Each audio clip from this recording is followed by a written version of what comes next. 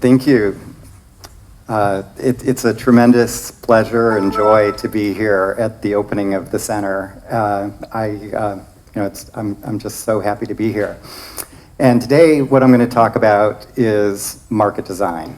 And I'm going to relate it to conflict and cooperation because essentially that's what market design is balancing that tension between conflict and cooperation through proper design of the market rules in order to achieve the objectives. This will be a whirlwind. We actually, 2 months ago, we had a course, an intensive course, a week long, that I did jointly with Axel and Alex, who's also here, and for the Ph.D. students, and it was really wonderful, and the topic was market design. So this is very much joint work that I'm talking about, and many of my collaborators are here, and some are elsewhere as well. So to focus on conflict and cooperation, or tie this to conflict and cooperation, let's look at a German spectrum auction that took place in '99. This was for 10 identical blocks of spectrum. The auction was conducted simultaneously. It was a simultaneous ascending auction. The particular rules were that you bid for the individual blocks, and if you're going to place a new bid as the prices ascend, it has to be at least 10% higher than the prior bid, the standing high bid. The auction ends when nobody's willing to bid higher on any of the blocks, and it simultaneously closes. So, what happened in this auction? Well, so here's our 10 blocks across the top, and the rounds, 1, 2, 3, and going on potentially forever. Sometimes these auctions last very long. Italy had one that lasted 457 rounds. So let's see how long this one lasts. So here's the first round, and Mannesmann is one of the large incumbents in the industry, and they bid very strongly on all 10 blocks. So just to give you a little perspective, these are bids in millions. The blocks are each worth, they're all identical, and they're worth many hundreds of millions of dollars. Okay, just to set the stage.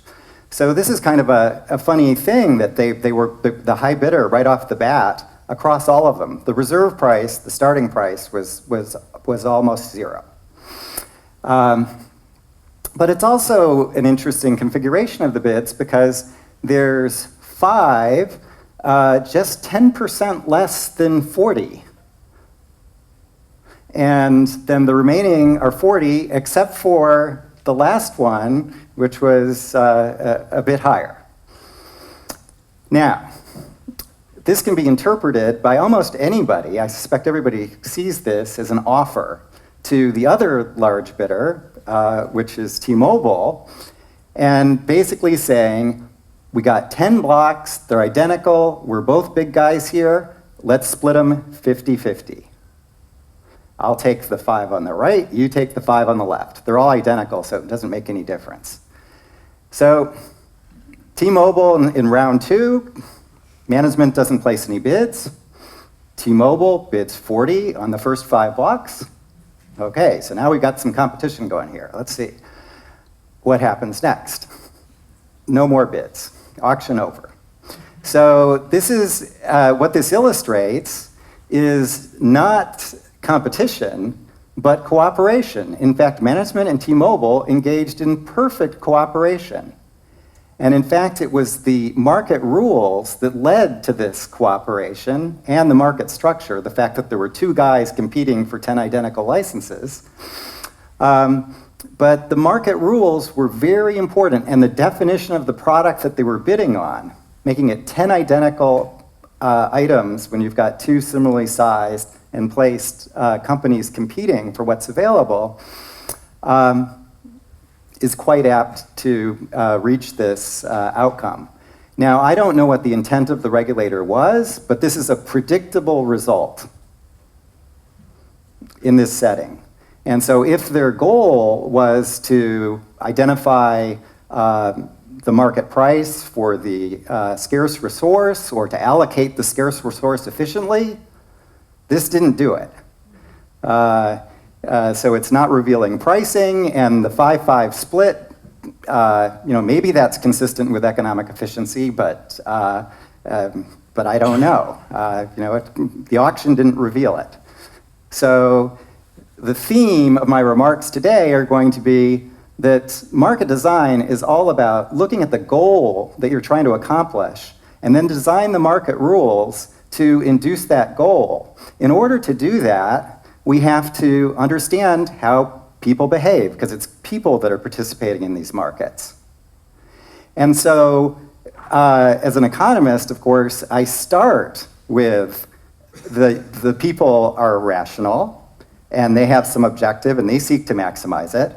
But as a person, I know that that's not how they actually act. And so I have to think more broadly about what their behavior is apt to be, and then design the market rules to achieve the goal given the actual behavior that we expect. So this is what market design does. It establishes the rules of market interaction. It is intensely interdisciplinary. It's sometimes referred to as economic engineering. And just like when you're building a house, you could have the world's best plumber, and you might not end up with the best house. You need a good plumber, a good electrician, a good carpenter, all these things. Market design is about solving real problems in real markets for real people. And to solve real problems, you can't just have a single narrow discipline that nails the problem. The problem is too complex and too broad. And so market design is drawing on economics and our understanding of incentives, computer science to solve computational problems and understand algorithms, operations research to develop algorithms that can solve complex optimization, psychology to understand human behavior, and typically, depending upon the circumstance, engineering will play a very important role. Whatever the context is. In communications, then it would be communication engineers, or in transportation, it would be transportation engineers, and so on. So it's intensely interdisciplinary in a really wonderful way, and this is why I enjoy market design so much, because the disciplines are coming together to solve real problems. Some of the accomplishments of market design are listed here: better allocations, better pricing, reduced risk, greater competition, mitigating market failures, and so on. There are lots of applications.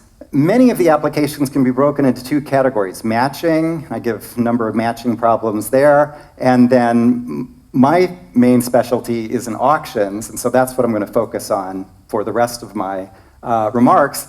And I'm actually going to talk about many industries: electricity markets, communication markets, transportation markets, financial securities. And when I talk about electricity, I'm going to diverge and talk about climate policy and how we can make Paris work and promote cooperation in international climate negotiations.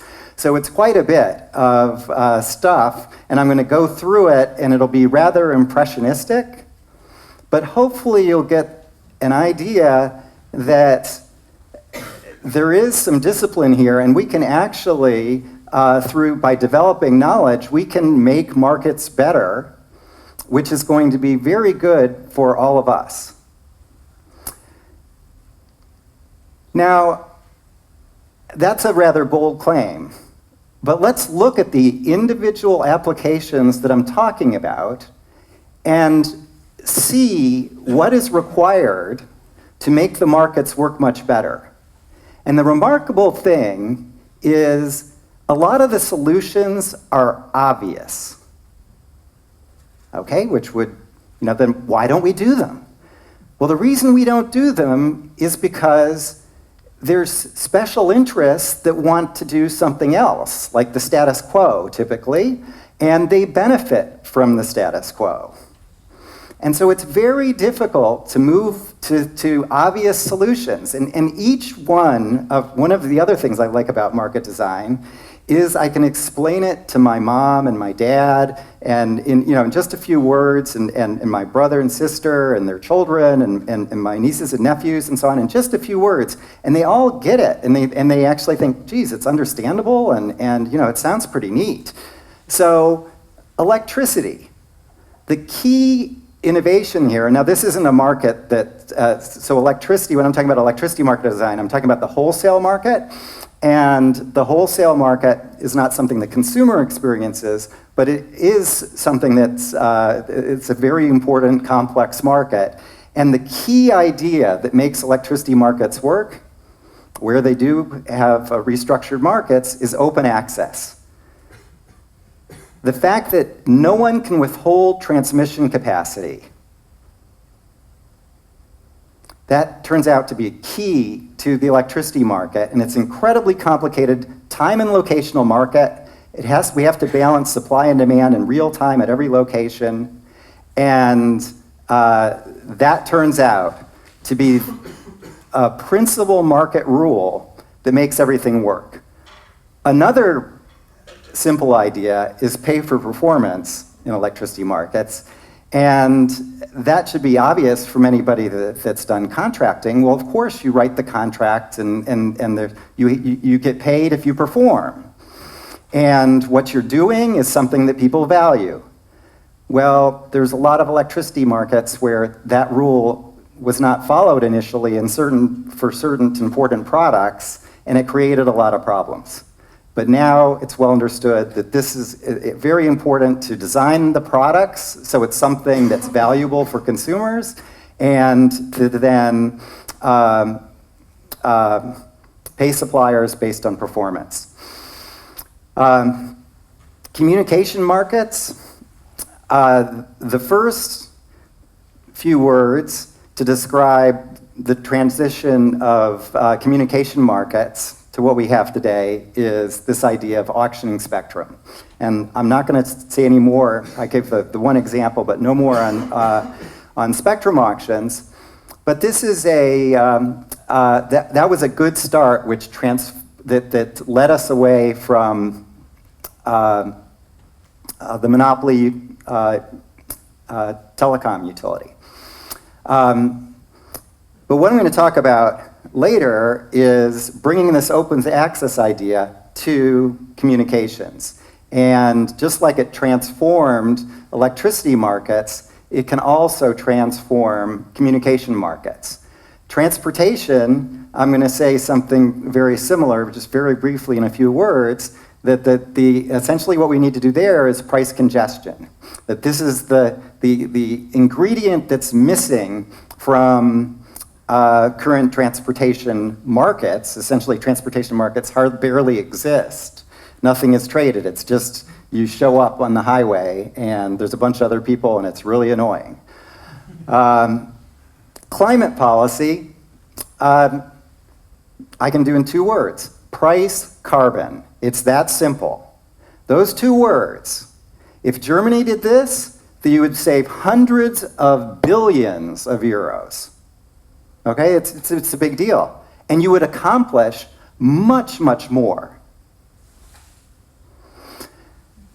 Financial securities, this one's a little trickier for those that are not familiar with finance markets, but it's essentially make time discrete.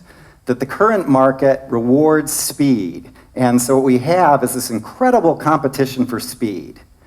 And this is back to this tension between cooperation and competition. When you do, competition is an incredibly important force of markets. It leads to innovation, it leads to desirable services. But what you need to do in market design is to structure the rules so you get effective competition. Nobody cares about speed when we're talking about microseconds or nanoseconds. Okay, that was a quick overview. What's the big, now why, if this is so obvious, I said it's special interests, and this puts it here. You know, when I go to talk to the financial regulator about this stuff, I can save you $10 billion.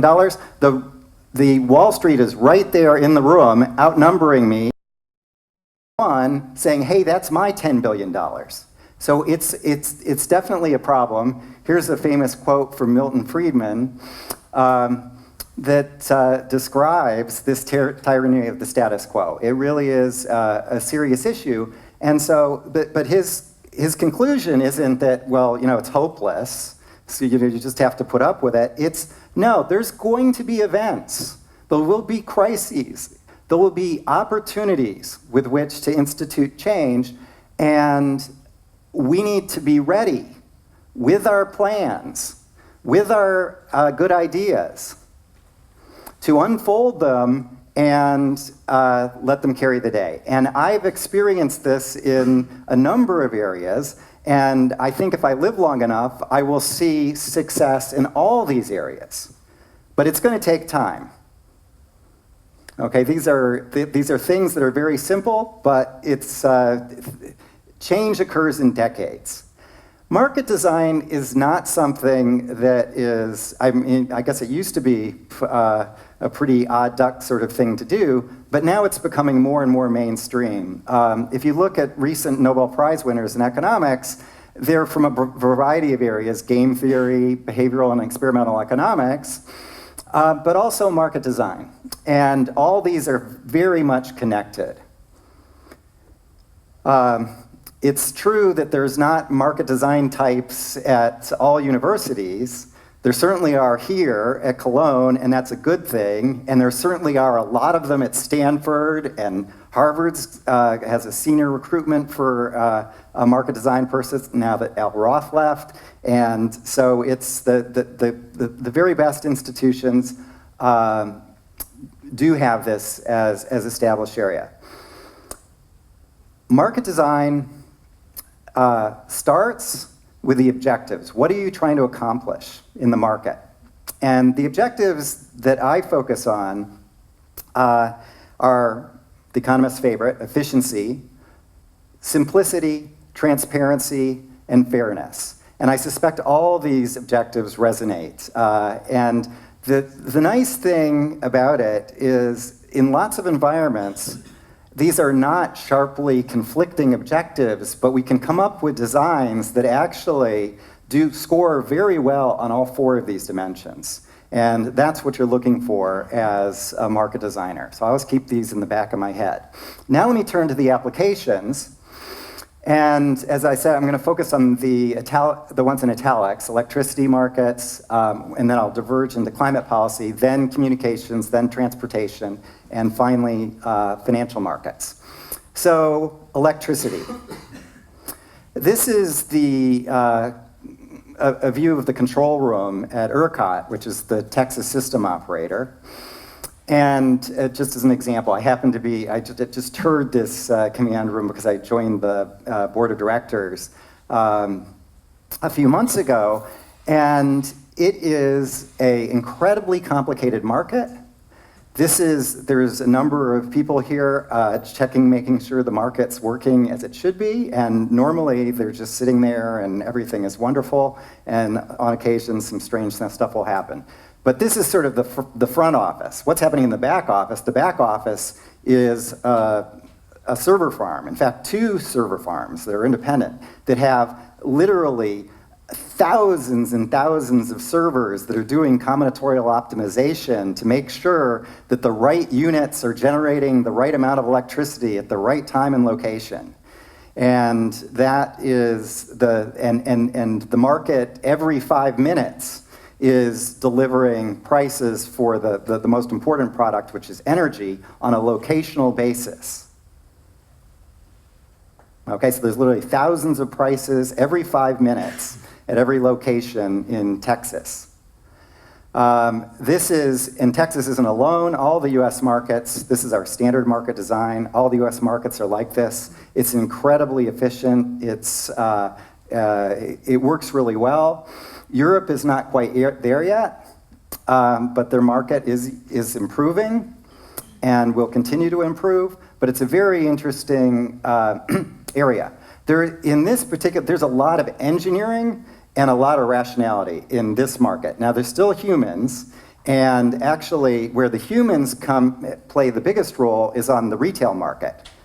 You and me in the home. And so I think that's actually the bigger area for the psychology part is at the retail level, where you're dealing with lots of humans, as opposed to this, where you're dealing mostly computers. So the purpose of the market, I said start with the goals, are very straightforward. First, short-run efficiency, generate the electricity that's needed at least cost. That's actually a fairly easy problem. It involves a lot of combinatorial optimization, but fairly straightforward. Then there's long-run efficiency, which is the tough problem. And this is where the real value of restructuring the markets is. This is trying to get the right mix of resources and quantity of resources in the right locations. And for that, you have to send the right long-term price signals.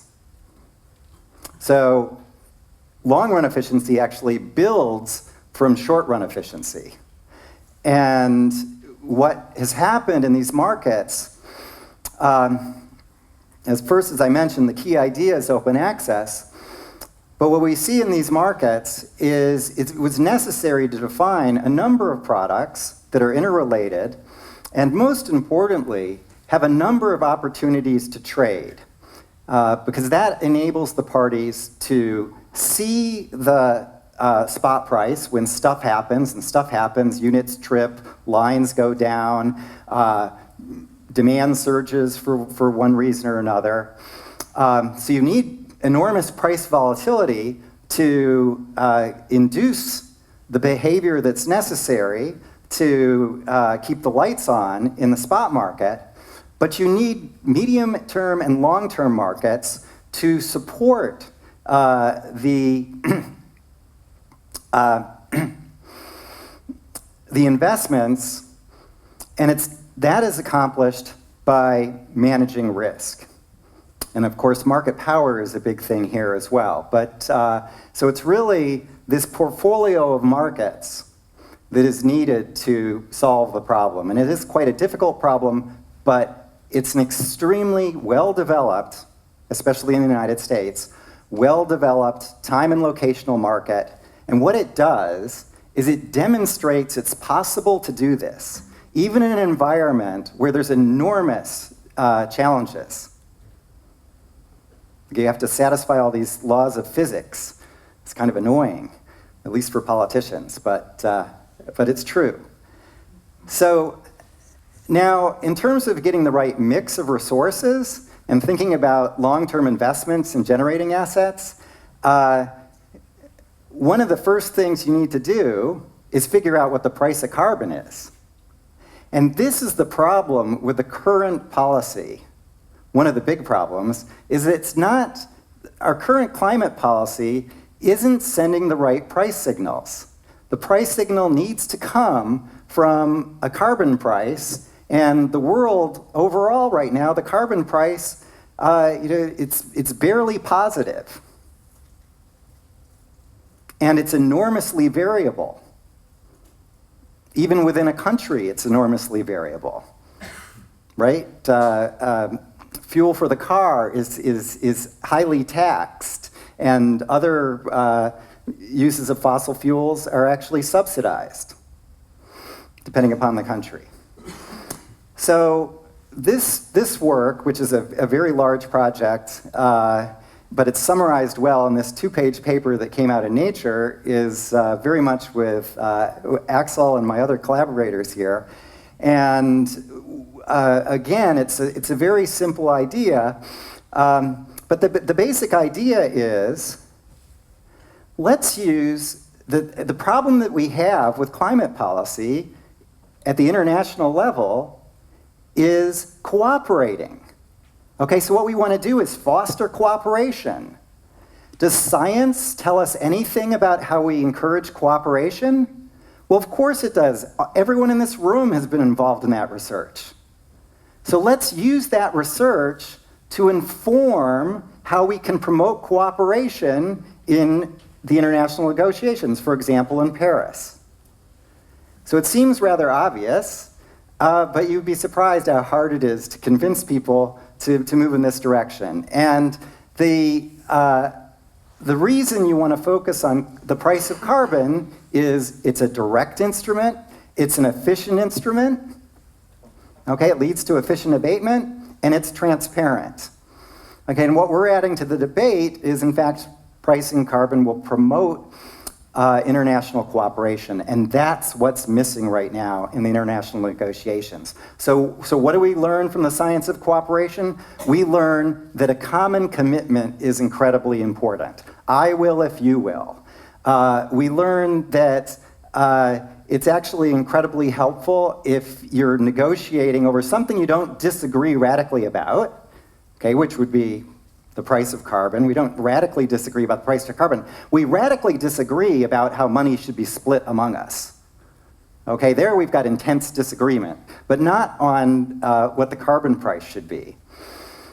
And then, of course, we have to address the enormous asymmetries among countries, and so some green fund is required that addresses that. But basically, you can keep this, what they're negotiating over, very simple, and this is going to, I'm sure, connect with some of the things that Adam is going to be talking about in a moment. So this is very much ongoing effort. We do not anticipate that Paris is going to make this research obsolete, but we'll see. We certainly hope that it does, but our expectations are lower than that. Okay, now let me turn to communications.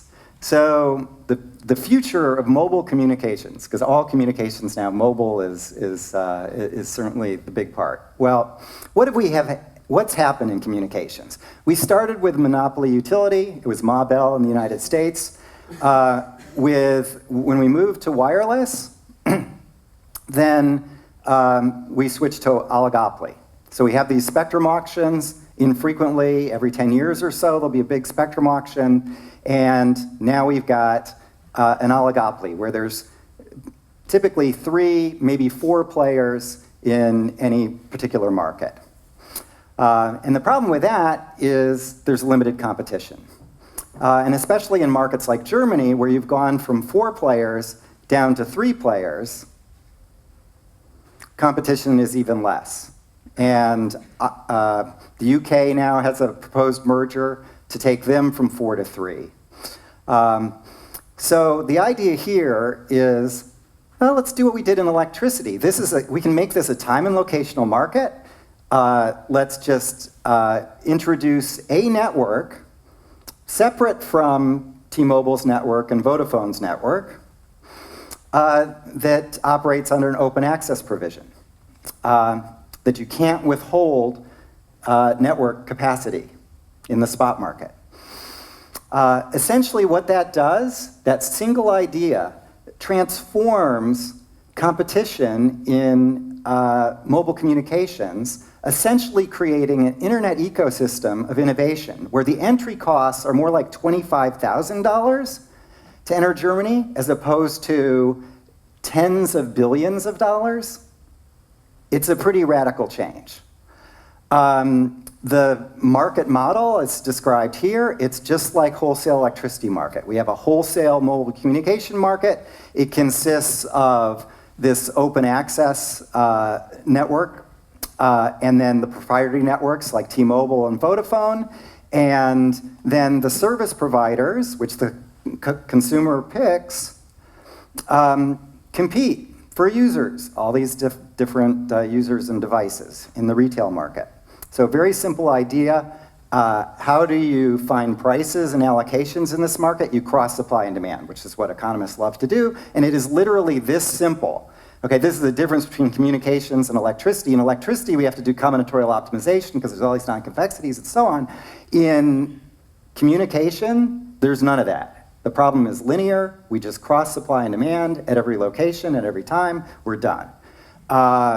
We've built a prototype. So we're set to go here. This is the bidding screen in the monthly market in Manhattan.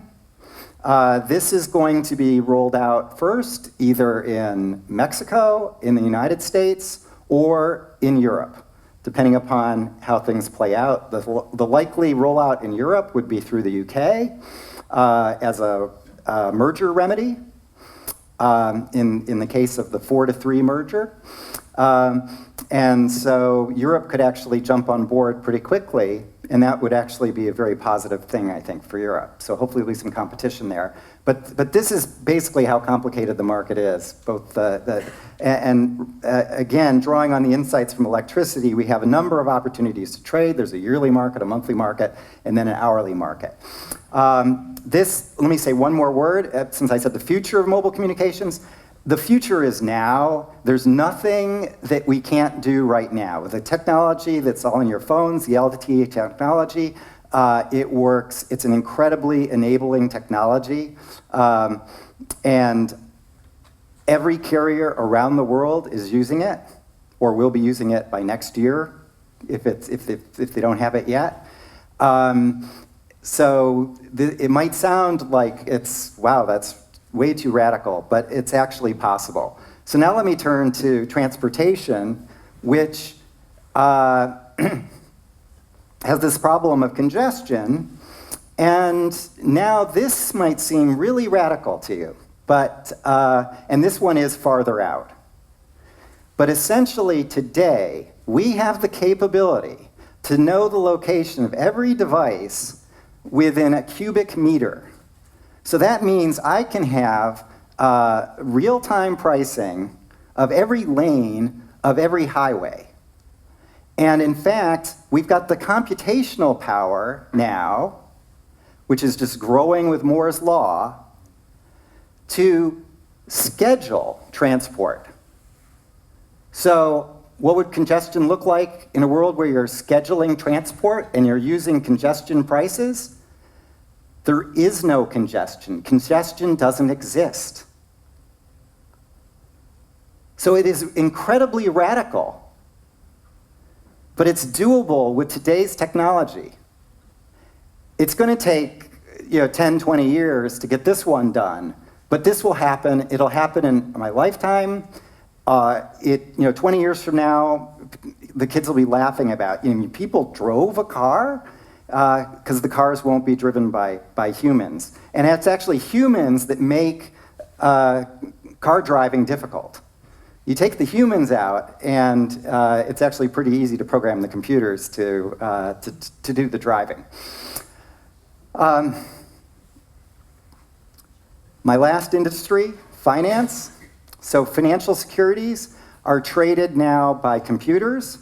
The humans are gone. The humans program the algorithms that run on the servers.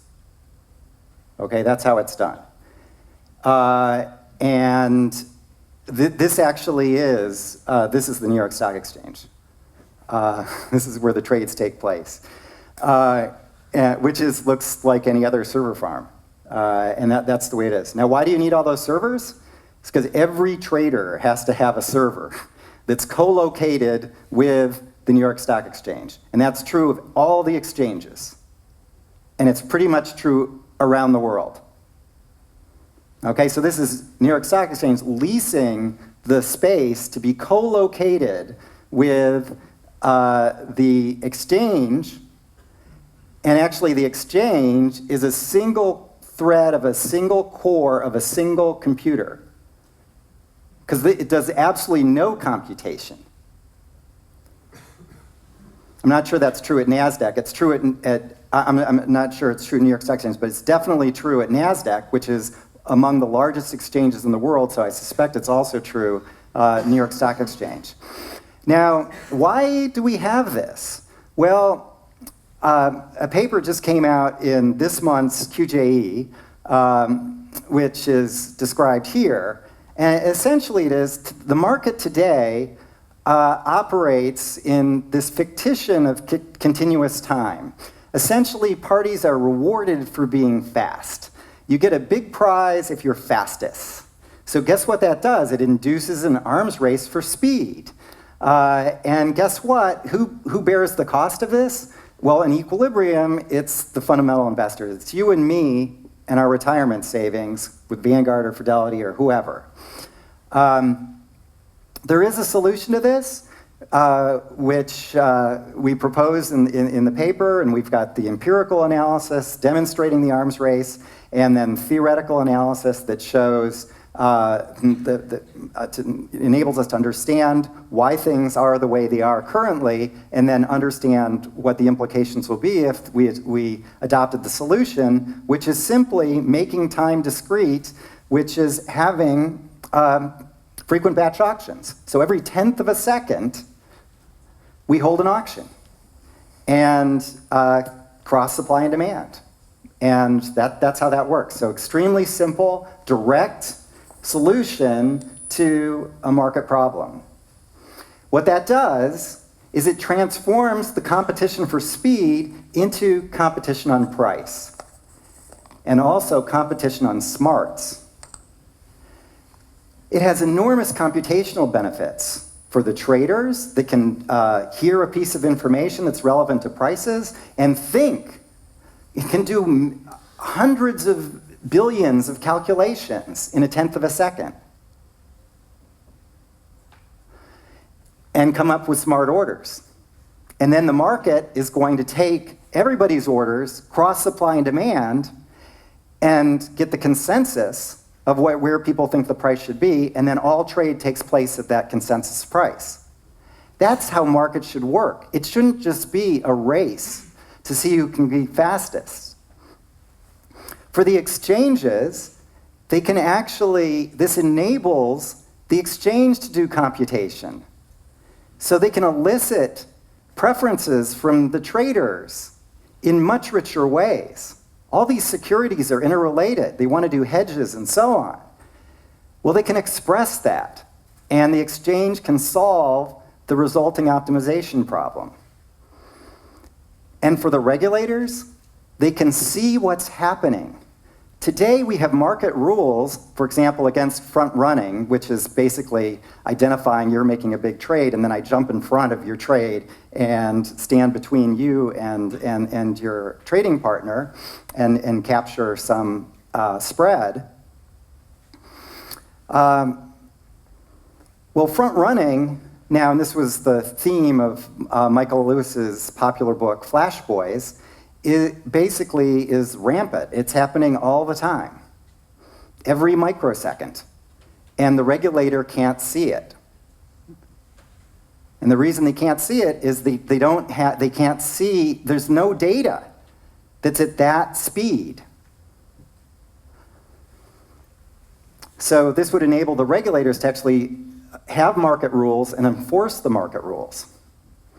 So, why hasn't this, we've gotten a lot of support for this idea, but it's not been adopted, and the reason it hasn't been adopted is because people want to be convinced there aren't going to be unforeseen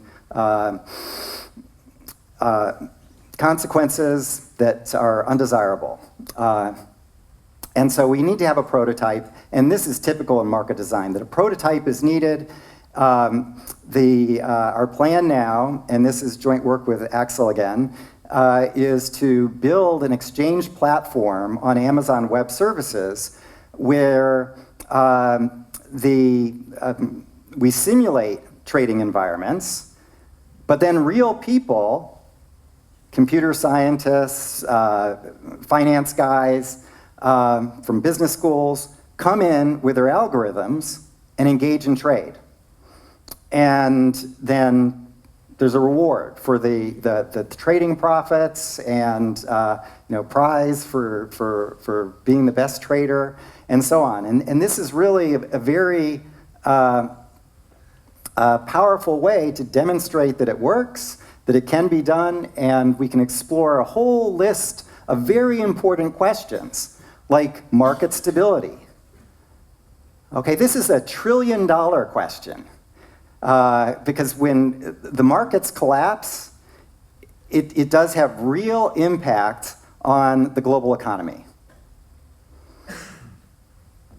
The market fragmentation, how markets evolve, and then the development of smart markets where people have rich ways of expressing preferences.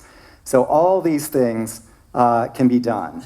So let me conclude with the slide you've already seen, which is we've got some of the boxes there checked off. Okay, they're not perfect, but we're getting, especially electricity in Europe, but it's getting better. We're nearly there. But the other areas still need lots of work. And it's not just saying the two words and it happens. It requires many, many years of dedicated research and building prototypes, demonstrating the ideas, making sure that it works as intended. All those things has to take place. And where are they taking place? They're taking place here at the center and other areas throughout the world, and it's really exciting for me to participate in this activity with all of you. Thank you very much.